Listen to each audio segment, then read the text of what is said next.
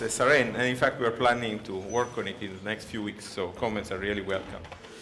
Okay, so the paper is about corporate leverage and the effect that employees' rights in bankruptcy have on the choice of leverage by firms.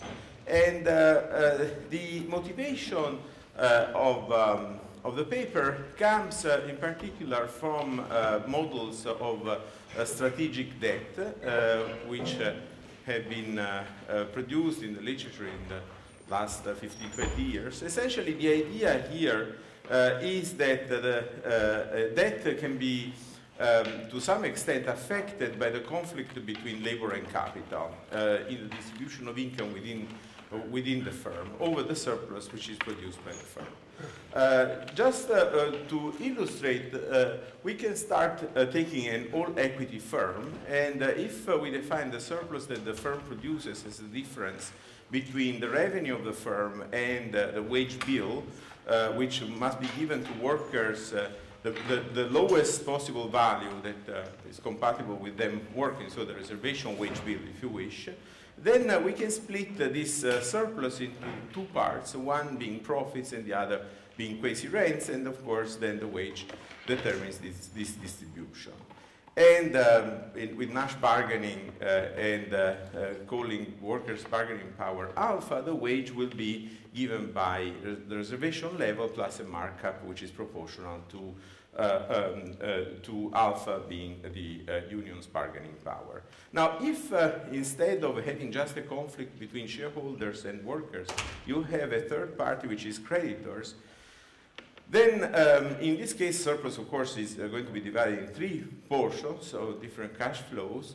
And essentially, the insight from the strategic debt models is that if firms issues ex ante debt D and pays the value of this debt to shareholders, for instance, in the form of dividends, before bargaining with the unions, it reduces the surplus which is available, which is on the bargaining table with workers, and therefore it reduces the wage. So essentially now the wage is going to be equal to the, in the same setting, equal to the reservation level plus a markup which is reduced by the presence of debt, by this part of the cash flow which has been taken off the bargaining table. And there is there are a lot of papers, empirical papers, theoretical papers, different variants of this model, and so on, which make the point that the greater is a union's power, the greater is the value, the strategic value of debt, and there are also several tests of this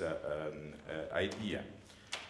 Not all of them are actually show that the data are consistent with this idea. Now, in this assumption, in this type of models, there is a key tacit assumption that we found somewhat doubtful, which is, my co-author and I, Andrew and I, which is the fact that in a way you are tacitly assuming that you can dilute workers, and therefore you are tacitly assuming that workers are junior anyway. However, you know, looking around at the legislation and how the rules of the game, so to speak, bankruptcy law, are written, this seems not to be clearly always true. Actually, there are some countries in which workers are senior to most other, or at least to some other creditors, and so the ability to which you can use that to dilute their claims, of course, differs depending on their seniority.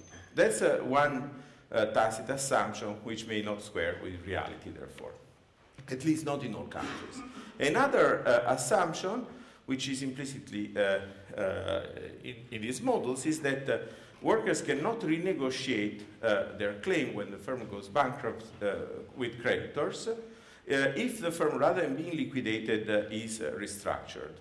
And here again, what becomes relevant is that in this renegotiation game, workers can have, depending on the country, different bargaining power, depending on what the law says that you know, they can do at this negotiation stage, or they can't. So again, if they have any bargaining power and such exposed to the negotiation, if eventually you go for renegotiation, their claim cannot be diluted or fully diluted by ex ante by debt issuance.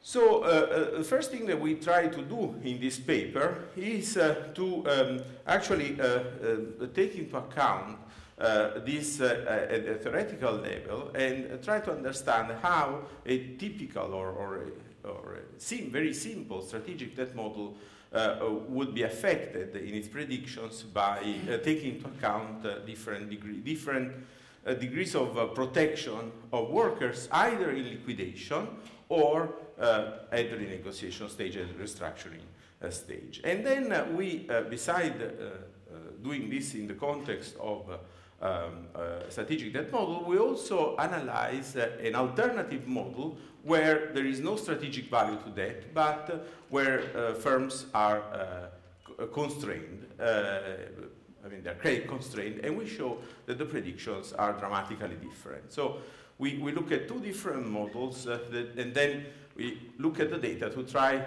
to understand which model fits the data better in terms of its predictions. Okay, I have no time to go into the details of the model, but very simply, this is a model where initially debt stage 1 is chosen, then workers are hired on the expectation that their expected wage is going to be at least as large as the reservation wage.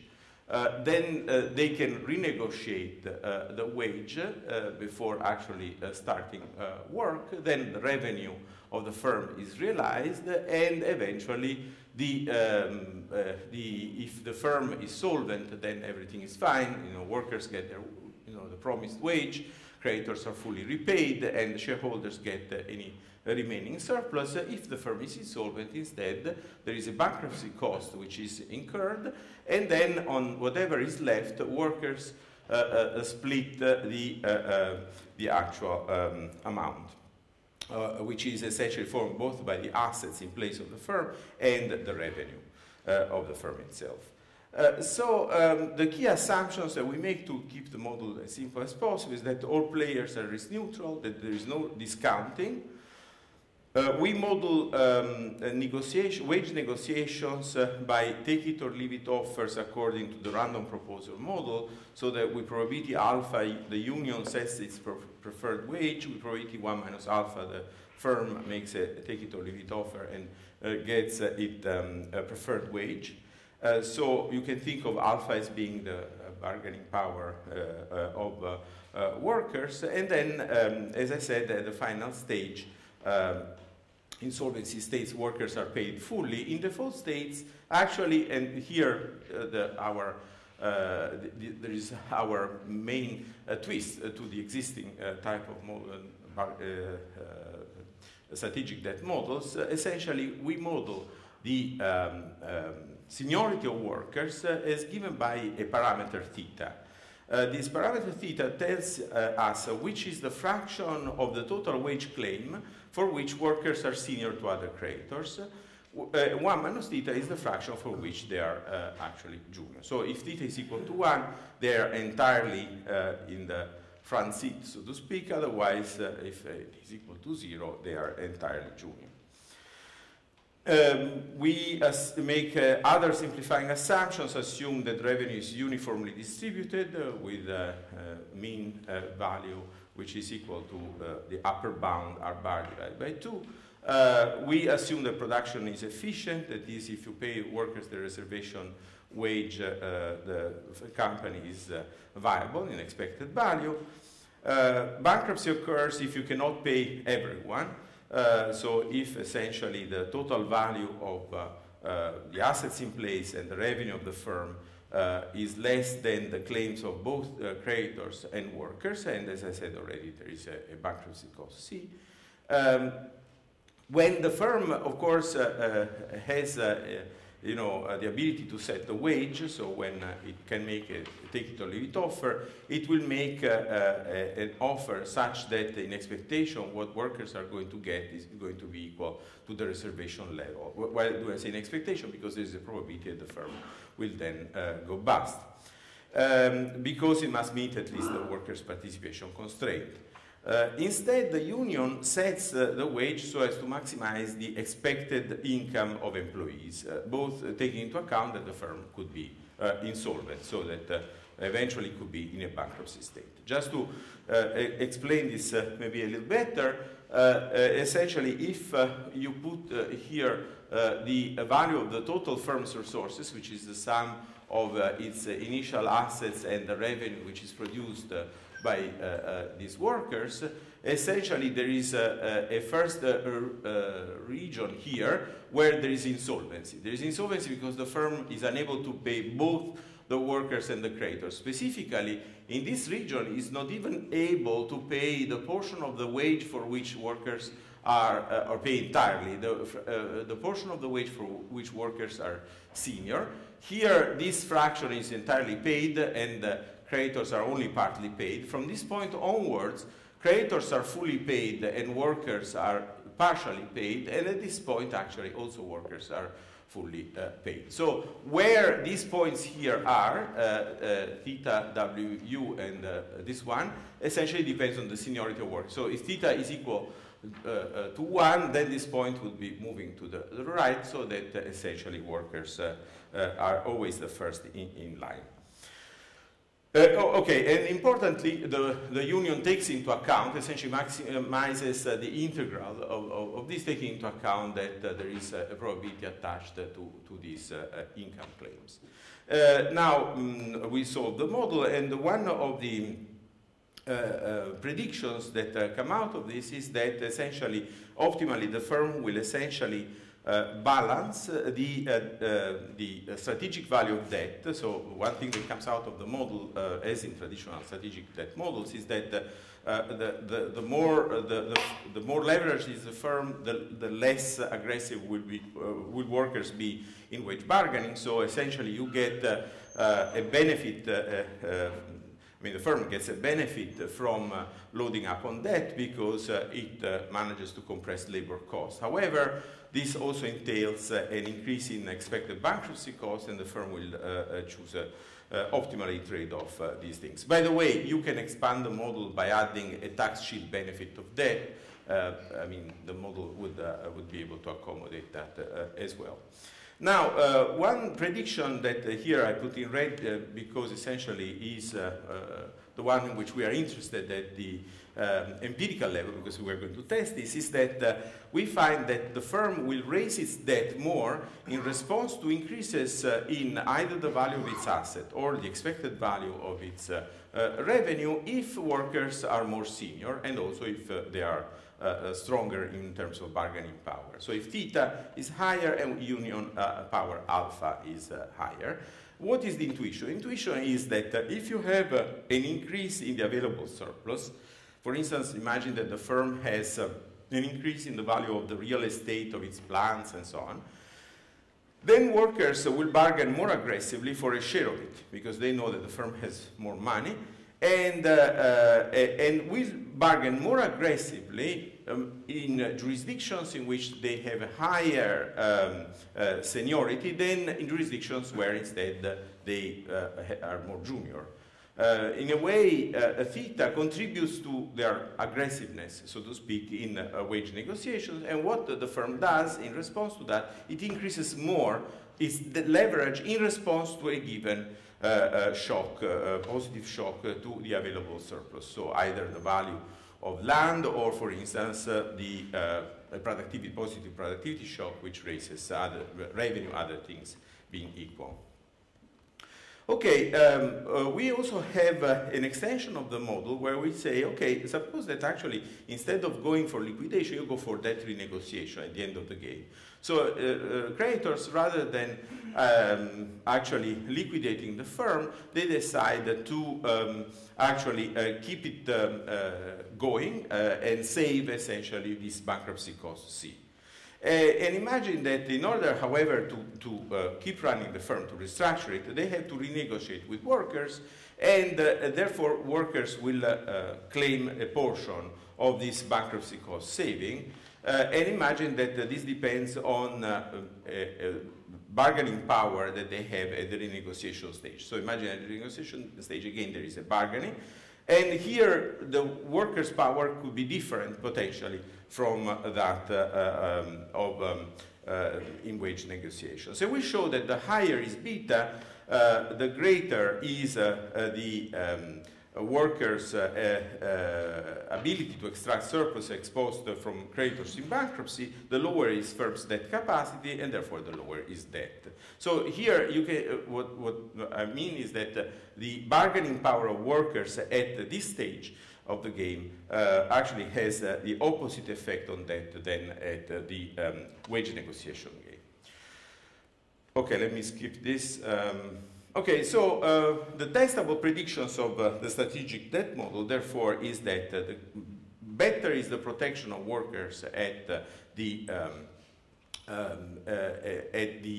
wage bargaining stage, the more the firm will respond to good news about either the value of its assets or revenue by increasing debt. And vice versa, the stronger our workers at the restructuring stage, the lower actually this response is going to be.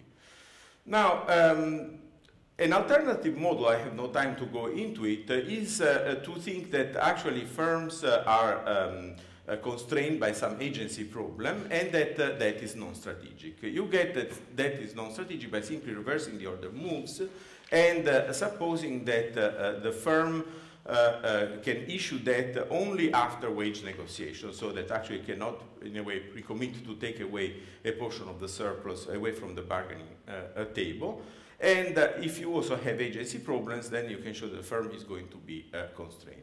What you get out of this, you get that the predictions go completely the opposite direction. If the firm has an increase, for instance, in the value of its land, at this point, this will relax the credit constraint of the firm. However, the more workers are senior, the more they're going to, in a way, take encroach on this increase in the value of pledgeable income, and therefore, the less the firm will be able to expand its indebtedness. So here you have exactly the opposite factor. The greater is theta, the lower is the sensitivity of debt to good news, so to speak.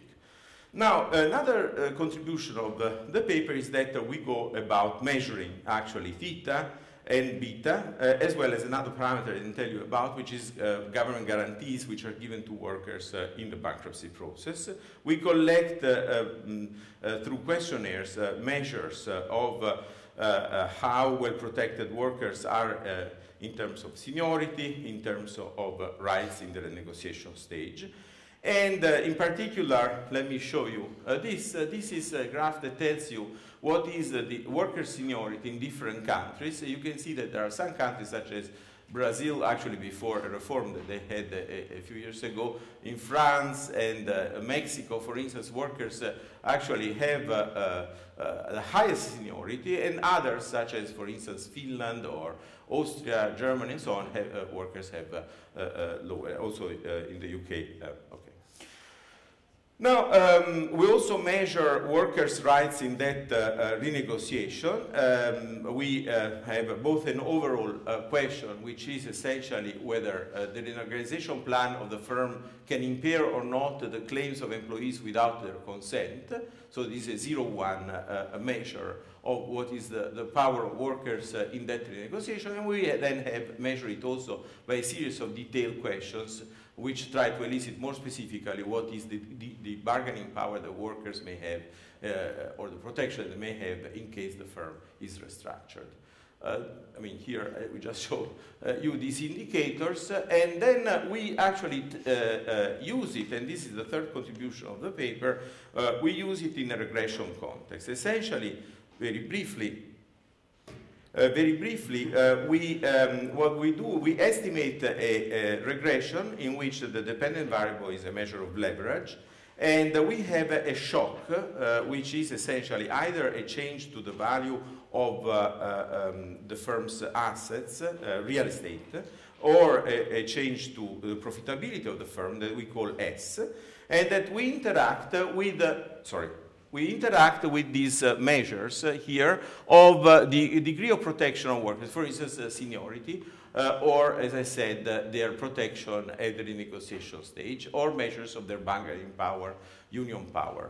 And the predictions, just to remind you, predictions of the strategic debt model and of the debt constraint investment model, where debt is non-strategic, are the opposite regarding this parameter lambda, which is a parameter on on the product, on the interaction between the shock and these institutional characteristics. I have no time to tell you exactly how we measure the market value of the firm's real estate and firm profitability. Let me tell you that, of course, we are aware of potential endogeneity problems concerning firm profitability, because firm profitability could be affected by, of course, by leverage. So what we do is, as in other papers like Bertrand and Moulay-Nathan, we instrument measure profitability, return on assets, with the index of commodity prices, because in this second case we use not the entire data set, but just a subset of firms in mining and extraction sector.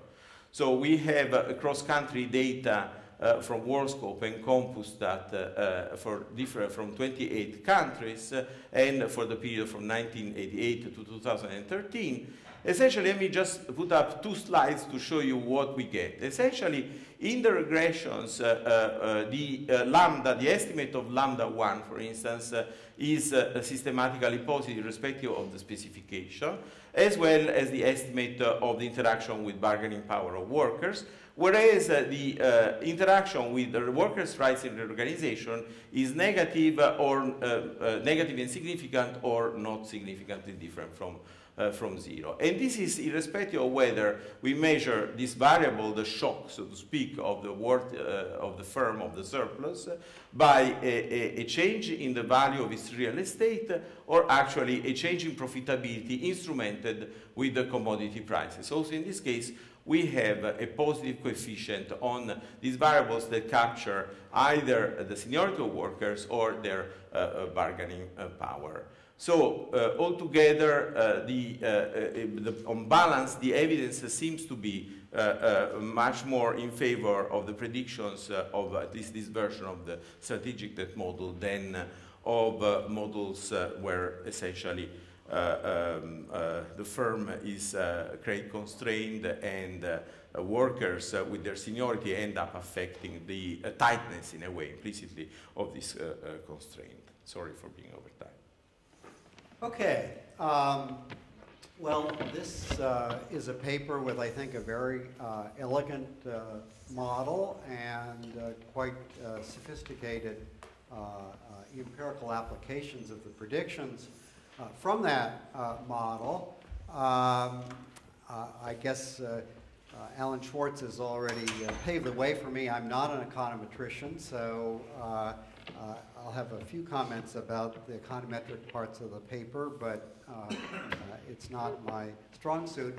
But I do want to make a little bit about at least one of the major theory points, and then make a couple of other points about the paper. So first of all, this is a corporate governance conference, so I thought it's worth trying to sort of place this paper in the larger study of corporate governance. Basically what we're looking at is we have kind of three potential claimants who are making moves in earlier periods to affect their share of residuals available either in the current period or in a last period. So we have equity, and we're looking at their potential for getting part of the surplus in the current period and in the last, but in the last only if there's no bankruptcy. Debt in the last period, but only if there is bankruptcy. And then labor, which gets in this model all paid in the last period, whether there's bankruptcy or not. And a key question studied in the paper, as Marco has gone through, relates to how, in this context, the law establishing priorities in bankruptcy affects the bargaining structure among these three potential claimants. So just as a little bit of background, running through this again, let's just be sure we have grounding in strategic debt theory. So the underlying idea here is that when a firm is levered and debt has any degree of seniority over labor claims, there's some kind of threshold contractual wage that when you go above that, expected compensation ultimately actually decreases. Why is that? Because as you're kind of moving things up and up and up, at some point you move it to the point where the probability of bankruptcy gets high enough that you kind of, the wages now are going to be subject to the bankruptcy regime rather than just being fully paid out. And at that point, if debt has some seniority, debt's going to get part of it.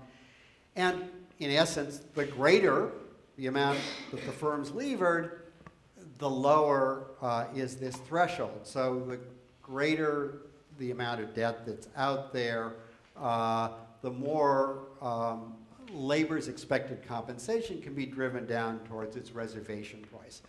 In essence, then, this is a way that leverage can be used in an earlier period as a tool to get a portion or perhaps all of the surplus from labor.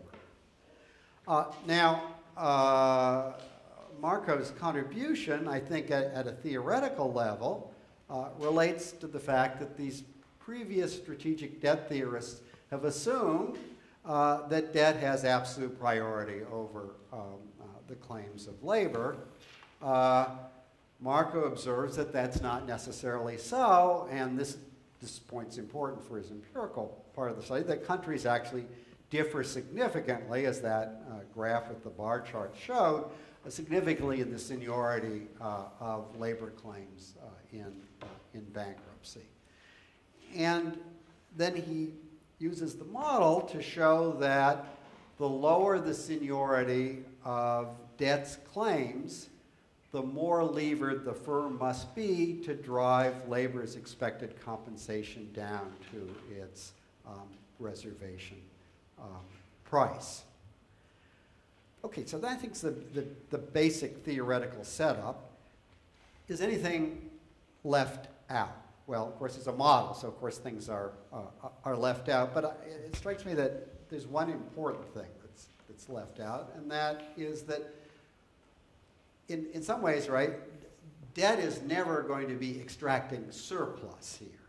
Debt is supplied in a competitive market and is priced to get a market return.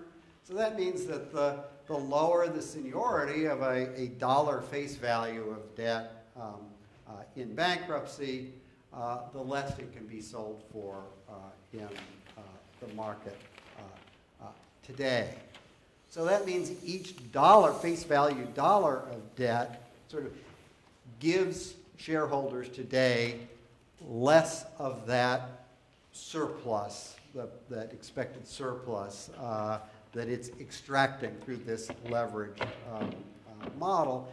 If they're going to extract all of it and drive wage expected compensation down to labor's reservation price, they're going to have to issue even more debt, be even more levered.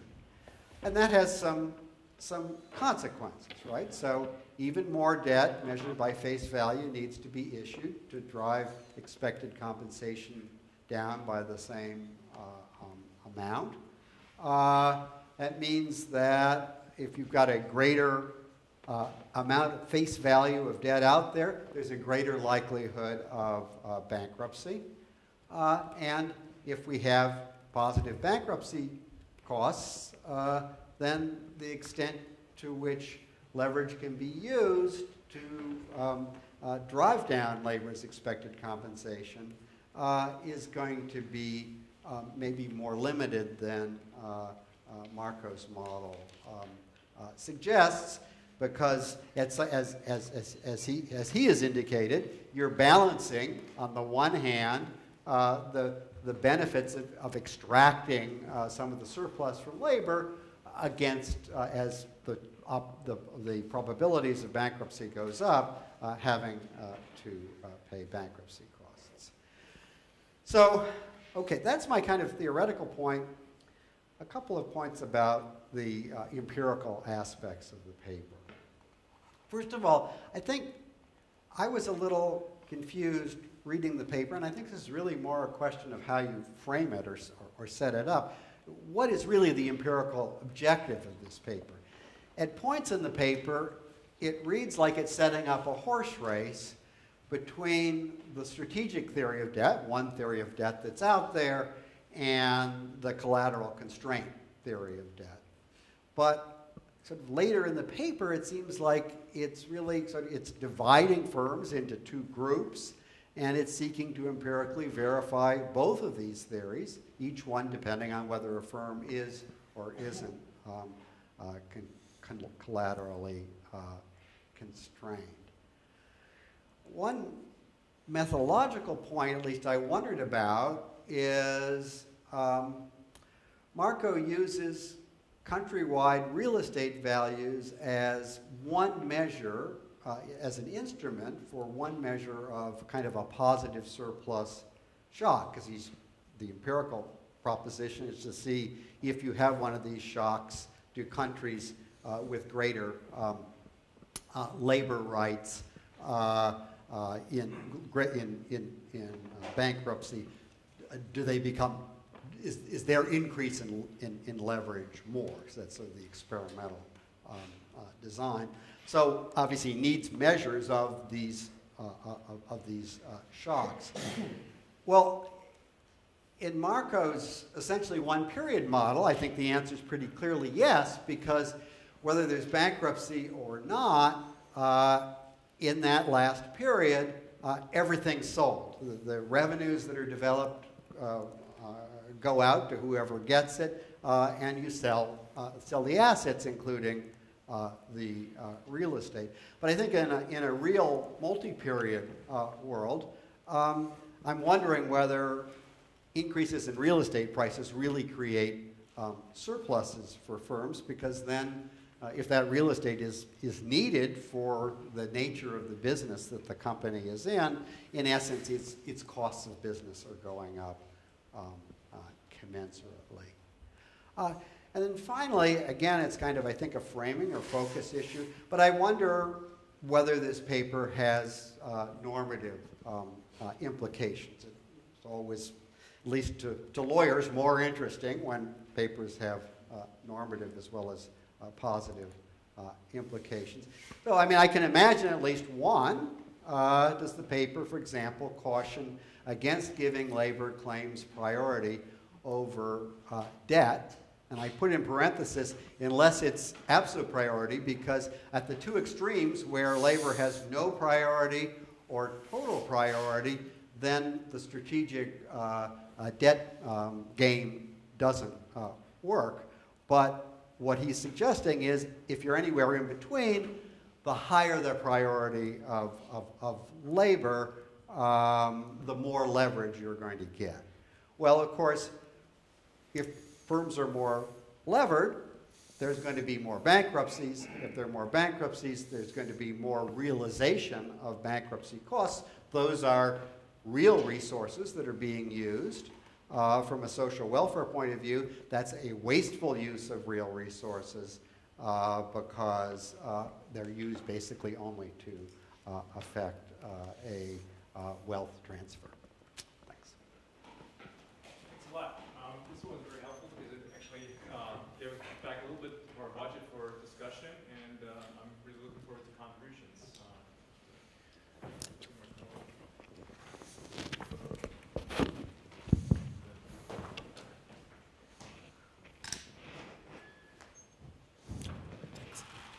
Send me your slide. I have two questions to Marco.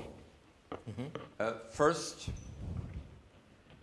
Could it be the differences in priority rankings of labor in bankruptcy reflect differences in attitudes to rights of capital providers, so that in fact having capital come through legally binding contracts rather than shares might simply be a mode of protection against other infringements of government on behalf of stakeholders, so that the measure that you have could be a proxy for something else? Meaning Secondly, more precisely? This is related. Do you distinguish between secured and unsecured debt? Because in the case of Germany, where you say labor comes last relative to secured debt, but not relative to unsecured debt. Sure, we do. Thanks a lot. Next was Mark Rowe, and I would suggest we collect it because Okay. all out. Mark So Rowe. my question is somewhat related. How do you end up measuring the priority of labor in this way? Perhaps it was one on one of the earlier slides, which we didn't have a paper, I couldn't dig into it, in that if the priority is measured by the debt owed to labor, back wages that are unpaid, that's a consideration. And in the United States, it sounds like it's somewhat similar to Germany. They'll typically become behind secured creditors and get a priority for some back wages over unsecured creditors. But in real business terms, that's probably not the most important claim of labor. The most important claim of labor is their union contract going to be respected for its duration? Can employees be laid off? Can the firm ignore the contract and hire labor at will? So the question is, which of those things are the components that go into the labor priority? Okay, next is Jeff Gordon.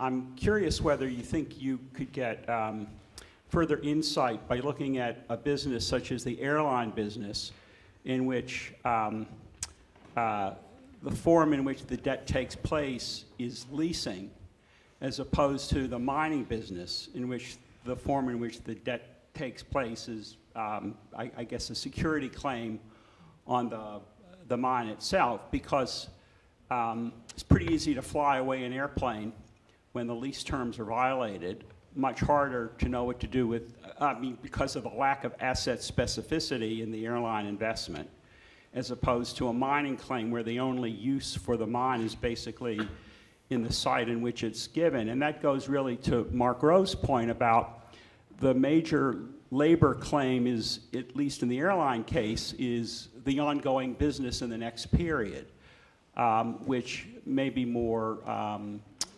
fragile in the case of the airline business than it would be in the mining business. And so I wonder if you could, in your empirical results, try to control for the industry effects and see if you get a difference. Two more speakers. If there are no urgent interventions anymore, I would actually close the session after that. So next is Mike Cooper.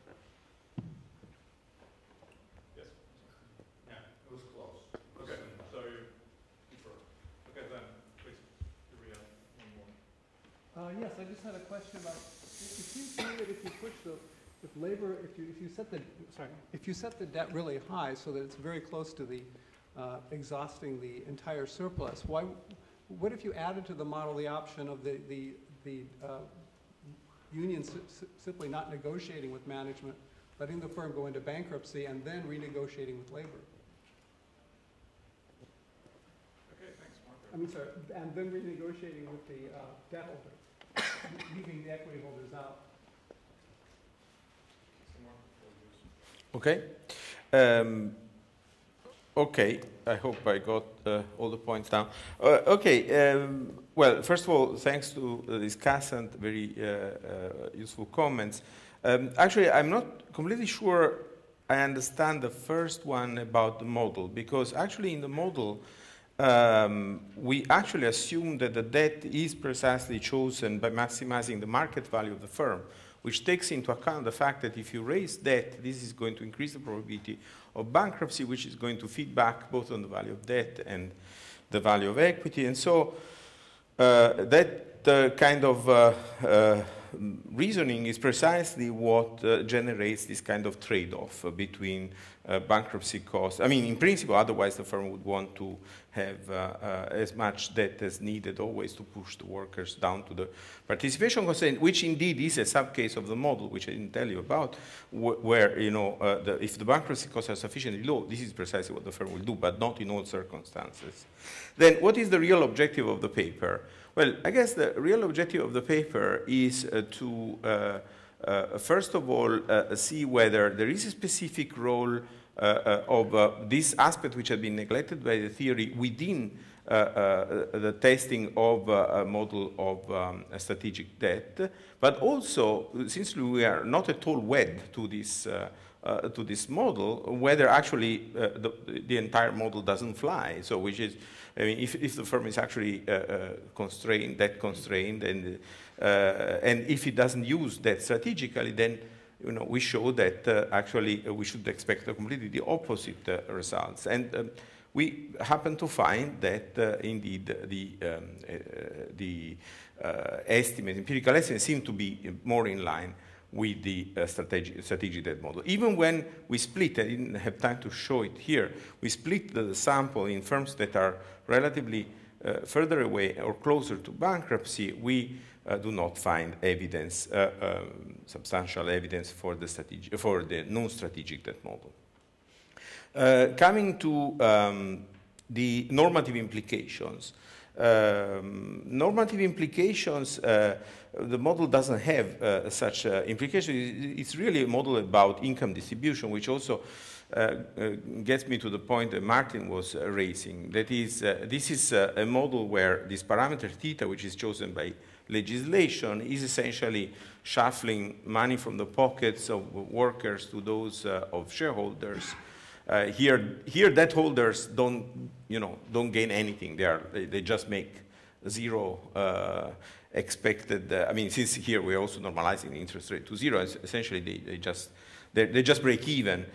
So theta effectively, the seniority of workers, moves money from the pockets of workers. Actually, the more you raise them from the pockets of the shareholders to the pockets of workers. And definitely this will probably be a reflection to some extent of the political attitudes prevailing in the relevant country. In fact, we find that theta is quite high, say, in France and Mexico.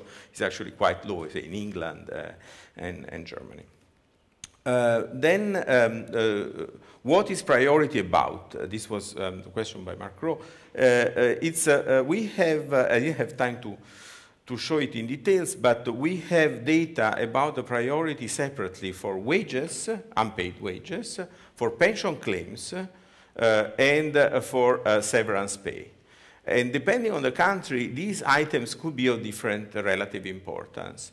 So essentially, these are the three things for which we, and of course, there are countries in which they are strongly correlated, but they are not identical. There are situations in which, for instance, workers are better protected for wages, but not, for instance, for severance pay or unpaid social security contributions. And finally, I completely share the point that Professor Gordon raised, essentially about the need to control for industry effects, and in particular, he mentioned the airline business. So one thing that we are currently doing is, for instance, to look at how the profitability is affected by commodity prices in different sectors depending on the input-output matrix of the economy, essentially whether, for instance, they use raw materials as input or it's their output and what is the intensity and so on, in order to have a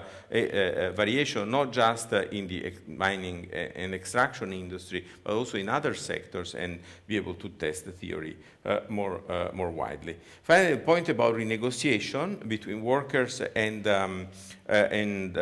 creditors, that's precisely what we do at the end. We have a final, maybe I didn't get the question correctly, but what we do is precisely, we have a final sub-game between the workers and the creditors in which they decide how to split the residual value of the firm. If actually the firm is restructured rather than liquidated as we do in the baseline version of the model. And there... Let's think of it as an alternative, but first, it seems like the equity shouldn't be able to capture much more than C, the bankruptcy cost. Because if the equity is going to, if I think the equity is capturing more than C, if I'm a worker, then if I'm a union, I will just say, fine, I'm not going to negotiate with the firm. I'm just going to wait, let the firm go bankrupt and negotiate with the... I'm very sorry, but I have to close the session. Okay. We have okay. had a very illuminating okay. session, I think, despite my sharing. But yeah, thanks a lot.